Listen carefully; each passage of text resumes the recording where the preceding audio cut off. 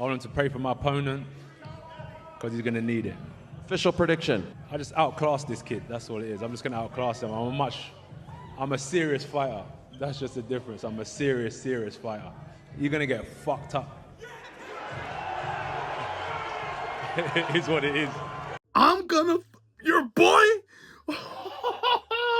Yo, the truth has officially came out when it comes to Anthony Joshua and what he thinks he's gonna do to Jake Paul. I don't know if it was just me, but leading up to this event, we knew Anthony Joshua and Jake Paul had history. We knew they were friends. We knew there was mutual respect between each other. We knew leading up to this event, Anthony Joshua, in my opinion, wasn't being as honest and wasn't being as ruthless when it came to his opinion on what he was going to do to Jake Paul. But today, the killer came out of Anthony Joshua. I think he's done playing games, and he literally said that he's going to your boy up. It is what it is. Eddie Hearn started his career, and I'm going to be the one to end it. I'm going to go in there tomorrow and completely outclass your boy. Is the man that started Jake's pro career. He helped Jake have his pro debut, and he's brought me in to end Jake Paul's boxing career. Oh my. This is all your fault, Eddie. This is all your fault. They said, this in respect to Jake Paul. Tomorrow it all ends. Good luck. Stay safe. Thank you. Oh my goodness, my friends. You had Anthony Joshua come in at 243 pounds, meet the 245-pound weight limit, and now gets to rehydrate. Might come in tomorrow at 255 pounds. Who knows?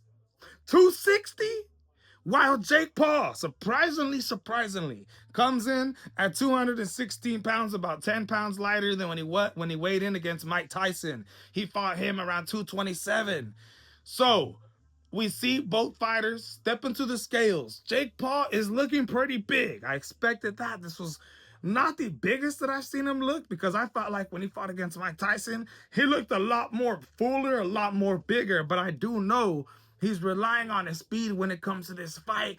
I think they didn't want to balloon up too heavy. 216 is what he's feeling comfortable at. I don't really think there was necessarily a huge weight cut. Maybe he comes in tomorrow, 220, 225, who knows?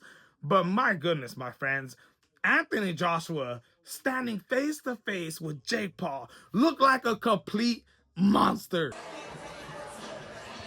A 30-pound weight difference. It doesn't matter.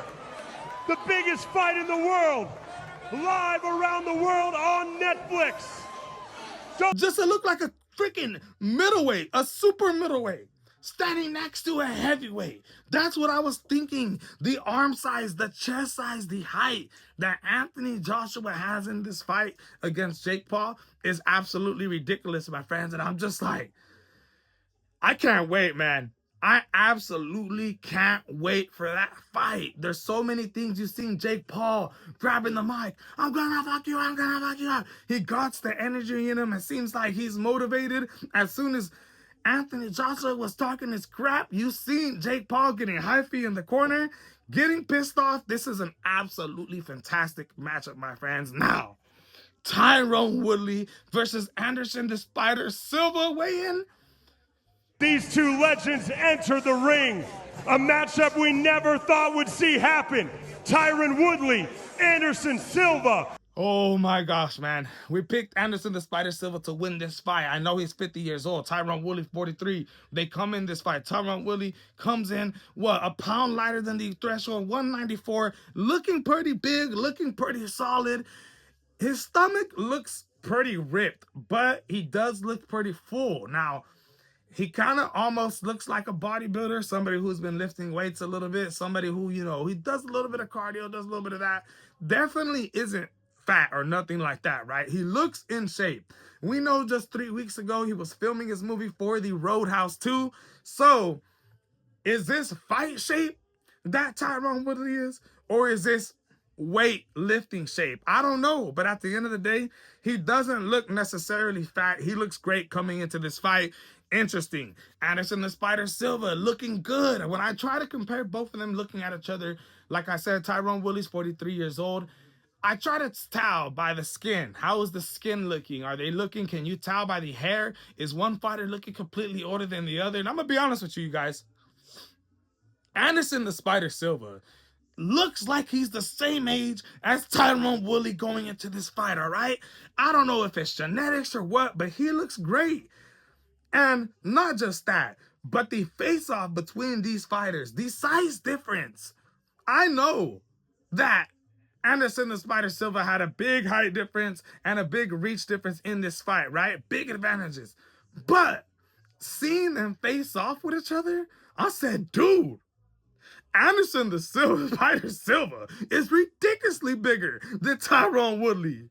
I don't know if Tyron Woodley's going to be able to hit this guy. He got the reach advantage, the movement advantage, the height advantage. Tyron Woodley's going to really have to come into the pocket, swing his punches, and hope to catch Anderson Silva with an overhand hook or a big left hand right. I don't know, my friends. It's going to take something absolutely ridiculously to take out Anderson the Spider Silva, but we are going to see if it's possible. At the end of the day, we got to see the weigh-ins today. Tomorrow is fight day. I'm sticking by my picks. I still think Anderson the Spider Silva is going to win tomorrow, and I still think Anthony Joshua is going to KO Jake Paul. But hey, it is Christmas. Will we be seeing a Christmas miracle go down tonight, Friday night, December 19th, a night that would absolutely shock the world? We're not talking about Fabio Wardley, you know, who started later in his career, only had, 4 white-collar fights, no amateur fights, and has made it to where he is now. We're not talking about Terrence Bud Crawford looking to become 3-time undisputed, going up 2 weight classes to face Canelo Alvarez at 168 pounds. Many said that was impossible. Many said Fabio Wardley was impossible. I do think that it may be impossible for Jake Paul to win tomorrow. But miracles do happen, my friends. We're going to see if a miracle is on the way tomorrow, or we're going to see if Jake Paul will suffer the same fate as Francis Ngannou. This is the MMA Boxing Addicts family. Let me know what you guys thought.